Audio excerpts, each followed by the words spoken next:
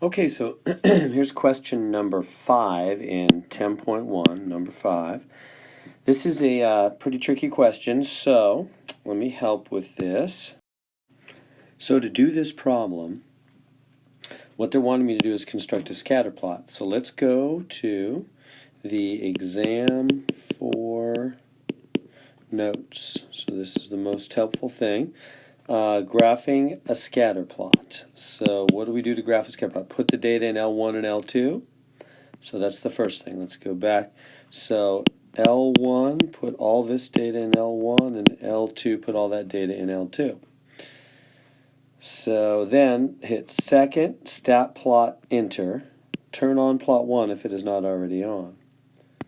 So you got to hit second, stat plot, which is the upper left-hand corner. It's right above the y equals key. And hit enter. Second stat plot, enter. Turn on plot 1 if it's not already on. So turn on plot 1. And then type. Among the 6 graph types shown, select the first one in the upper left corner. So what you'll see is 6 graphs. Oh, whoops. When you go down to type, of graph, you'll see 6 little graphs. That's the typing graph. This one has dots. That's the one we want. So select that one. So select the first one in the upper left corner, that one, and then hit zoom and 9, which is zoom stat. So once you select that one, then just literally hit the zoom button, which is the top middle of your calculator, and then I already forgot, what was it? Oh, and then 9. And then hit 9. And you'll get a scatter plot, and you'll get this one. That should be the scatter plot you see with that curve on it. All right, on to part B. Find the linear correlation coefficient R, and determine whether there's sufficient evidence to support the claim. How do we do that? Well, down here, testing linear correlation. Support the claim. Claim means hypothesis test. So there's what we got to do. We've already got the data in L1 and L2. So now we have to just do this linear regression t-test. So, okay, now for this part, we're going to hit stat, go to tests, and go to linear regression t-test. So when you do that, when you go stat, test, linear regression t-tests, then it'll tell you X list, which should be already L1, Y list, which will be L2, and then see how it says back here that you want H1 not equal. See that not equal right there, not equal to 0? So you want to choose the not equal option there, and then just hit calculate. Hit the buttons, and when you do, you'll get a bunch of stuff on your screen. Specifically, you will see, if you go down a ways, you'll see R equals 0.815. So 0.815.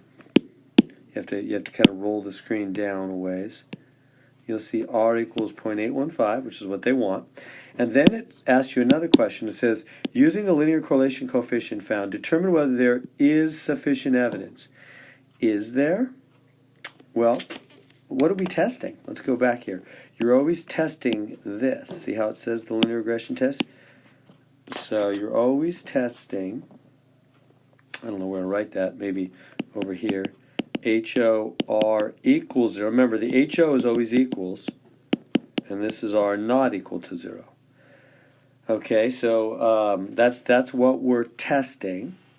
Now, how do you determine the outcome of any? So I'm getting that right here. That's always what you're testing when you have an R, a linear regression t-test. It's always HO r equals 0, H1 r does not equal 0. No other options, no greater than, no less than, nothing else we ever do for linear regression t-test. Okay. Now, how do we decide the results of any hypothesis test? It's always the p-value, right? So what's our p-value? Well, if you go back over and find your p-value, kind of go up the screen a little bit, go back up, you'll find for the the test we just did, if you go back up, you'll find your p-value is equal to 0.002. Okay, now, is that p low or high? That's a very low p. That's certainly less than 0.05, right, which is normally what we test with. They never set a specific significance level, so we just use 0.05. That p is low. So what does that always mean? Anytime you do a hypothesis test, if the p is low, the HO must go away. So the HO must go away. So bye-bye HO. So we conclude H1, and that's always strong evidence, remember? The HO is always weak evidence. So strong evidence leads us to the conclusion of H1. Which means what? Well, it means that R does not equal 0. R does not equal 0. So what does R equal 0 mean?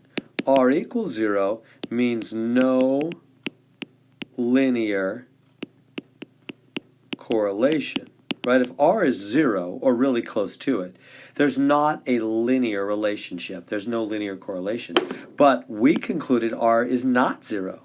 So there is a linear correlation. We concluded there is a linear correlation on this one. So our answer then is A. There is sufficient evidence to support the claim of a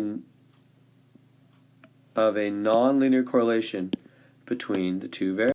Wait, hold on. That's not right. That word nonlinear wrecks it. It's B, isn't it? There is sufficient evidence to support the claim of a linear correlation. There we go. It's B. It's a linear correlation. Strong evidence, right? Whenever the p is low, the null must go. You cross out the null, which said R is 0, which said no, R is 0 means no linear. So we go with H1 and strong evidence, which says it's not 0. R is not 0, which means there is a linear. It's not 0. There is a linear correlation there. Okay? Now, last part. Let's go back over here. So we got this one right there. And now, identify the feature in the data that would be missed if we didn't do the scatter plot. Remember, this was our answer, right? Does that look like a line? No, it looks curved. Well, what about our conclusion that there's sufficient evidence of a linear correlation? Well, that's why that conclusion's a little shaky. There certainly is evidence, but that evidence is wrong in the end, because just look at that thing. That's not a line. Just look at it. So in the end, we can see that's not a line. So